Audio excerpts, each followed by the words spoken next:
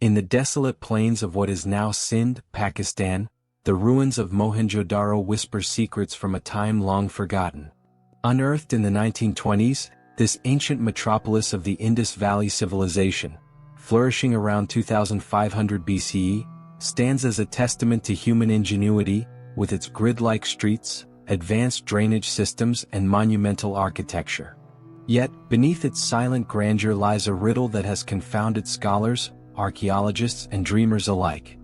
Why did Mohenjo-Daro vanish so abruptly around 1900 BCE? This was no gradual decline, no tale of a city worn down by time or toppled by invaders leaving scars of battle. Mohenjo-Daro's end feels eerily sudden, a thriving urban center abandoned as if its tens of thousands of inhabitants fled in unison, leaving behind homes, tools and even bodies unburied in the streets. What force could erase such a civilization so swiftly? Was it nature's wrath, a hidden enemy, or something stranger still? Perhaps a power beyond our comprehension, lost to the annals of history or deliberately concealed. As we peel back the layers of this enigma, we will traverse the boundaries of fact and speculation, from shifting rivers to whispers of ancient cataclysms, to ask, what dark truth lies buried beneath the sands of Mohenjo-Daro? To understand the mystery of its fall, we must first marvel at Mohenjo-Daro's rise. Discovered in 1922 by archaeologist Rakaldas Bandyopadhyay under Sir John Marshall's oversight, the city revealed an urban sophistication that rivaled the great civilizations of Mesopotamia and Egypt. Spanning roughly 250 hectares at its peak, Mohenjo-Daro housed an estimated 40,000 people, its streets laid out in a meticulous grid, a feat of planning that suggests a centralized authority with a vision far beyond its era. The city's infrastructure was nothing short of revolutionary. Houses, built from uniform baked bricks, boasted private wells and bathrooms linked to a sprawling network of covered sewers, an engineering marvel that predates modern sanitation by millennia. The Great Bath, a massive waterproof tank flanked by steps and rooms, hints at ritualistic significance, perhaps a site of purification or communal reverence. Artifacts like intricately carved seals, inscribed with a script we cannot yet decipher, point to a bustling economy of trade and craftsmanship, with beads, pottery and metalwork traded across vast distances. Yet, for all its brilliance, Mohenjo-Daro's story ends in silence. Around 1900 BCE, this beacon of antiquity was deserted, its streets left to crumble, its people gone without a trace of explanation. The Indus Valley civilization itself faded soon after, leaving behind no chronicles, no epics, only ruins and questions. What could unravel such a society so completely? The lifeline of the Indus River. The Indus River was the backbone of Mohenjo-Daro's economy, society, and culture. Its annual floods, predictable and nourishing, blanketed the floodplains with nutrient-rich silt, enabling the cultivation of wheat, barley, peas, and cotton, the latter among the earliest known cultivated fibers. This agricultural abundance supported a thriving population, estimated at 40,000 at the city's peak, and fueled a diverse economy. Artisans crafted pottery, jewelry, and tools, while the river served as a bustling highway for trade. Mohenjo-Daro's connections stretched to other Indus Valley cities like Harappa and even distant regions, with archaeological finds such as Mesopotamian-style cylinder seals in the Indus Valley and Indus-style beads in Mesopotamia attesting to this exchange. Goods like lapis lazuli from Afghanistan and cedar from the Himalayas flowed into the city, enriching its wealth and fostering cultural diffusion. Beyond its practical role, the river likely held deep cultural significance. The Great Bath, a large rectangular tank surrounded by corridors and rooms, is thought to have been a site for ritual purification, echoing practices seen in later Hindu traditions. Small seals unearthed at the site, depicting animals and mythical creatures, hint at a reverence for nature and possibly water deities. The Indus was more than a physical resource, it was woven into the spiritual and social fabric of Mohenjo-Daro, making its reliability essential to the city's survival. The turning tide, environmental changes. Yet, the harmony between Mohenjo-Daro and the Indus River was not destined to last. Geological evidence suggests that around 1900 BCE, the river began to shift its course eastward, drifting away from the city. This change, potentially driven by tectonic activity or natural sedimentation, would have severed Mohenjo-Daro's lifeline. Geologist Louis Flam's research, utilizing aerial photography and satellite imagery, has mapped ancient river channels, revealing that the Indus once flowed much closer to the city. Sediment cores from the region show layers of silt consistent with earlier flooding, followed by periods of reduced deposition, signaling a decline in water flow. This shift would have left Mohenjo-Daro stranded, far from the river that sustained it. Compounding this loss was a transformation in the region's climate. Paleoclimatic studies indicate a weakening of the Indian summer monsoon around this time, reducing rainfall across the Indus Valley. A study by the University of Cambridge, analyzing oxygen isotopes in lake sediments, confirms a significant drying trend starting around 2000 BCE. Another 2018 study published in Science Advances examines snail shells from nearby lake deposits, finding evidence of decreased precipitation as early as 2100 BCE. Pollen and charcoal records from archaeological sites further reveal a shift from lush forests to sparse grasslands, pointing to deforestation and ecological stress. Together, these changes, the river's eastward migration and a faltering monsoon, created a perfect storm of environmental instability, threatening Mohenjo-Daro's existence. The ripple effects, a city in decline. As the Indus River receded and rains diminished, the consequences for Mohenjo-Daro were profound. The fertile floodplains that once yielded bountiful harvests turned barren, triggering food shortages and economic collapse. With agriculture faltering, the city's population faced famine, likely spurring migrations to more hospitable regions. Archaeological evidence paints a vivid picture of this decline.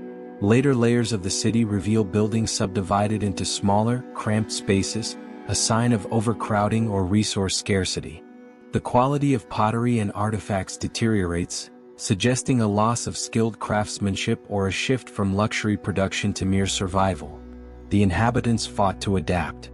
Excavations uncover new wells, some plunging 20 meters deep, and reservoirs built to capture dwindling rainwater.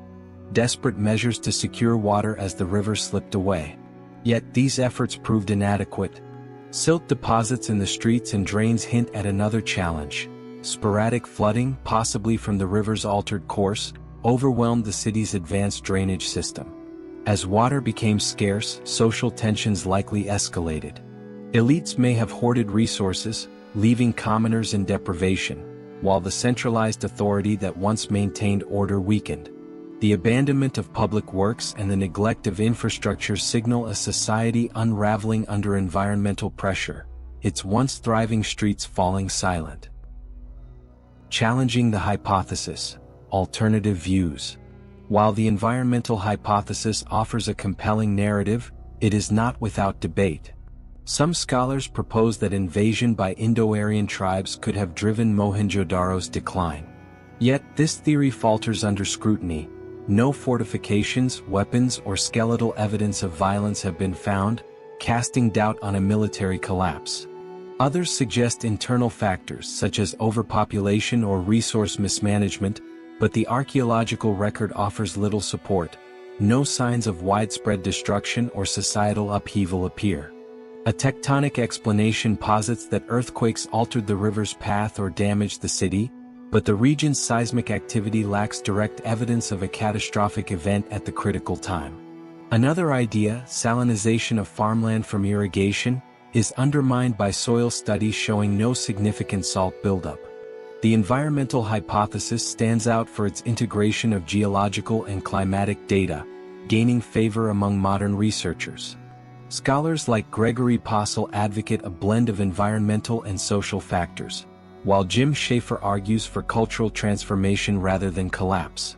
Advances in paleoclimatology and geoarchaeology, however, bolster the case for environmental change as the primary driver, weaving together river shifts and climate shifts into a cohesive explanation for Mohenjo-Daro's fate.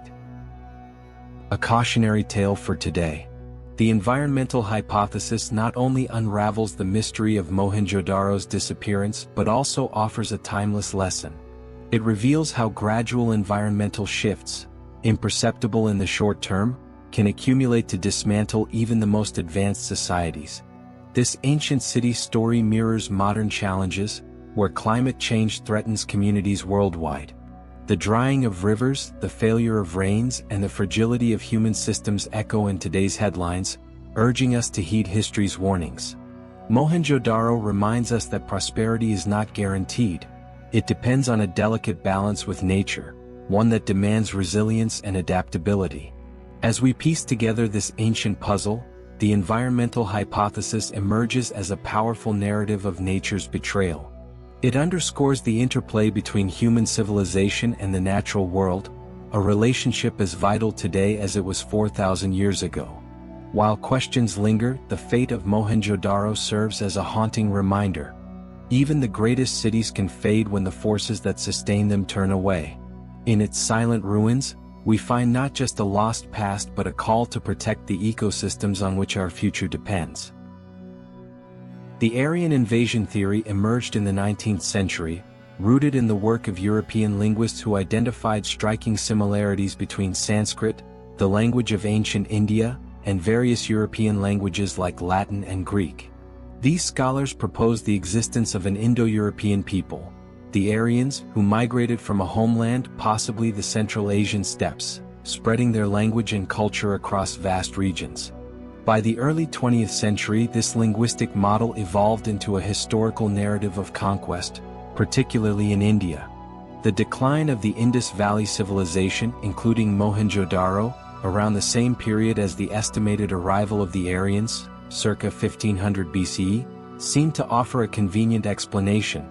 These newcomers had not merely migrated but invaded, overthrowing the sophisticated urban centers they encountered. The theory gained traction with the excavation of Mohenjo-Daro in the 1920s under Sir John Marshall. Archaeologists uncovered skeletons scattered across the city's upper levels, some lying in doorways, others sprawled in the streets, suggesting a sudden and violent end. In the 1950s, Sir Mortimer Wheeler, a prominent British archaeologist, added fuel to the fire. He pointed to the ancient Sanskrit text, the Rig Veda, which describes battles between the Aryans and indigenous groups, and famously remarked, "Indra stands accused," implicating the Aryan god of war in the destruction of Mohenjo-Daro. For Wheeler and his contemporaries, the theory painted a vivid picture. A clash of cultures with the advanced but defenseless Indus people falling to the martial prowess of the Aryans. The evidence that fueled the fire. At its peak, the Aryan invasion theory rested on several pieces of evidence that seemed to align with the idea of a catastrophic slaughter. The most striking was the discovery of over 40 skeletons in Mohenjo-Daro. Some appeared to have died in mid-flight, their bodies unburied and left where they fell, a scene that hinted at a massacre. One group, found near a well, included men, women, and children, their remains suggesting a desperate attempt to escape an unseen enemy. Early excavators interpreted these finds as proof of a single violent event that brought the city to its knees. The Rig Veda provided textual support. Composed between 1500 and 1200 BCE, this collection of hymns celebrates the exploits of the Aryans, including their victories over the Dasas and Dacius, terms some scholars took to mean the dark-skinned inhabitants of the Indus Valley. The text speaks of destroying forts or pur, which were interpreted as references to the walled cities of the Indus, despite Mohenjo-Daro's lack of obvious fortifications. This literary evidence, combined with the skeletons, suggested a narrative of conquest. The Aryans, riding chariots and wielding superior weapons, overwhelmed a civilization unprepared for war. Mohenjo-Daro's apparent vulnerability bolstered this view. Unlike the fortified cities of Mesopotamia, it lacked defensive walls or military artifacts, implying a society focused on trade and agriculture rather than conflict. To proponents of the theory, this made it an easy target for invaders, its orderly streets and sophisticated drainage systems no match for the chaos of an Aryan onslaught.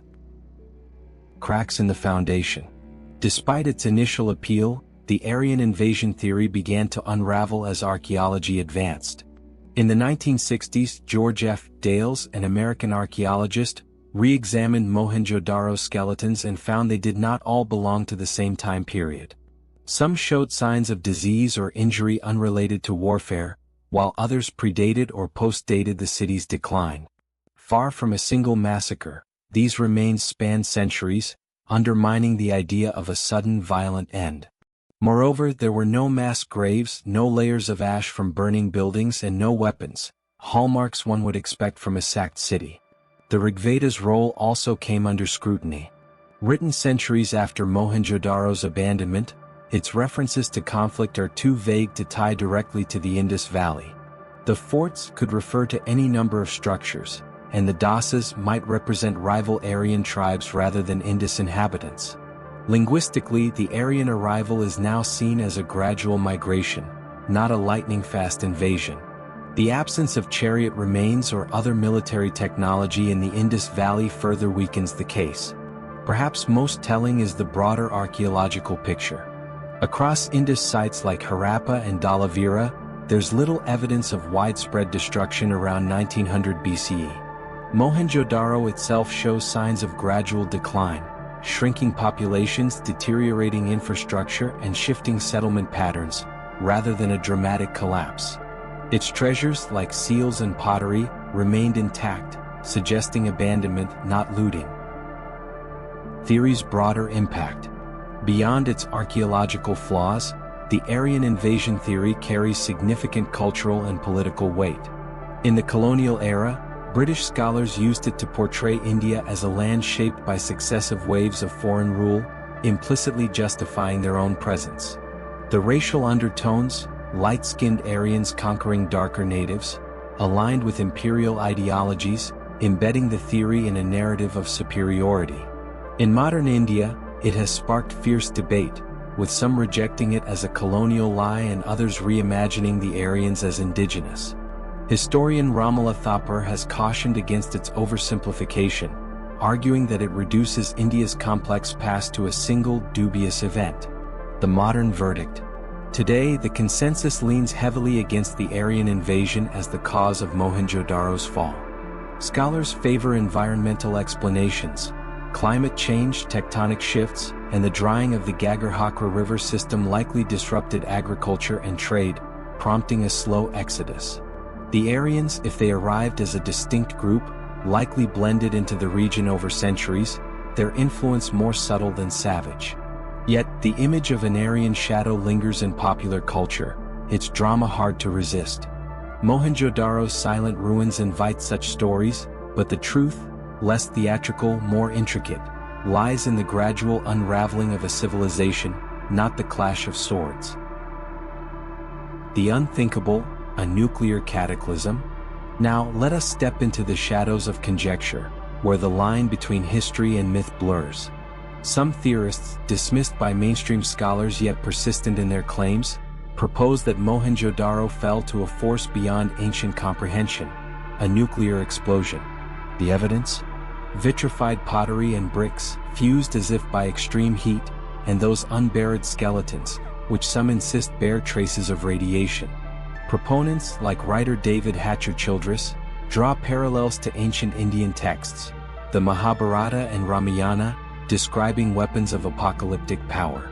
The Brahmastra, a mythical device, is said to unleash blinding light, incinerate cities, and leave lands barren.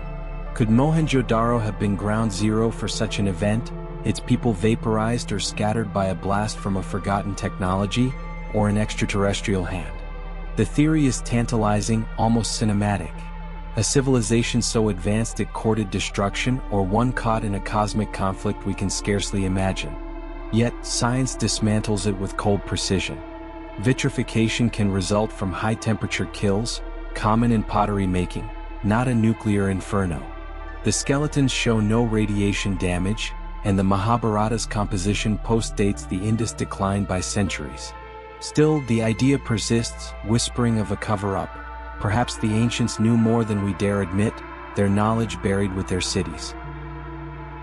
If not war or fire from the heavens, could an invisible killer have emptied Mohenjo-Daro? Disease offers a subtler, yet no less chilling, explanation.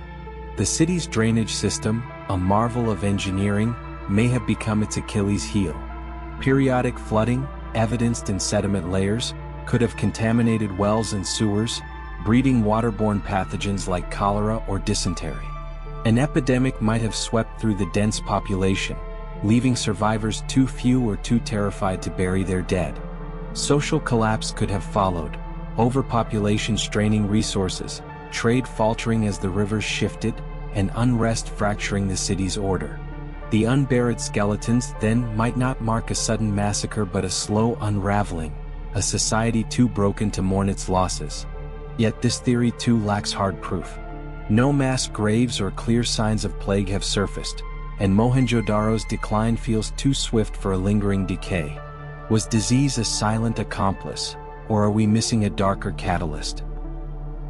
Perhaps we've been seduced by the drama of sudden doom. Some scholars argue Mohenjo-Daro's end was no cataclysm but a slow fade, a tapestry of decline woven over centuries. Archaeological clues support this. Later buildings are shoddier, subdivided into cramped spaces, drainage systems clog with neglect, artifacts lose their finesse. This suggests a loss of wealth, skill, and central authority, a civilization fraying at the edges.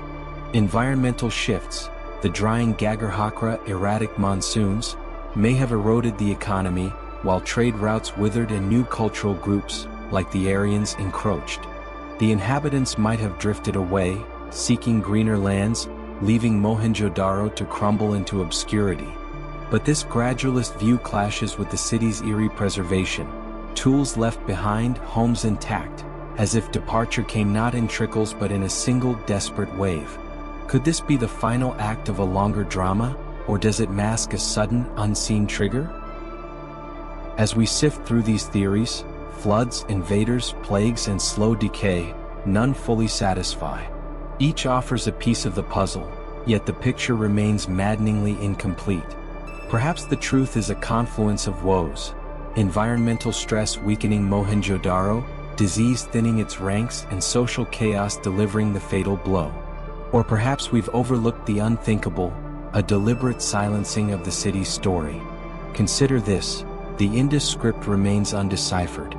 Unlike Egypt or Mesopotamia, this civilization left no narratives, no king's boasts, no chronicles of its end. Was this a cultural choice, or was evidence destroyed, by nature, by invaders, or by the people themselves? The nuclear theory, though fanciful, plants a seed of doubt. What if Mohenjo-Daro harbored knowledge too dangerous to survive, its erasure a precaution by those who understood its power? The skeletons in the streets, the vitrified relics, the abruptness of it all, these are breadcrumbs leading nowhere, or perhaps somewhere we're not meant to follow. Modern tools, ground-penetrating radar, isotopic analysis, may yet unearth new clues, but until then Mohenjo-Daro guards its secrets with a silence as profound as it is unsettling. The vanishing of Mohenjo-Daro is more than an academic riddle. It is a mirror reflecting our own fragility. Here was a city that mastered its world, only to disappear without a cry for help. Whether felled by nature's caprice, human folly, or forces beyond our grasp, its fate challenges us to look deeper, to question the gaps in our history, the truths we assume, and the mysteries we may never solve. As the winds sweep across its ruins, Mohenjo-Daro stands as both a monument and a warning. Somewhere beneath its sands lies the answer: a whisper of cataclysm, a conspiracy of the ages, or a simple tragedy lost to time. Until we hear it, we are left to wonder, what really happened to Mohenjo-Daro, and what might its silence foretell for us?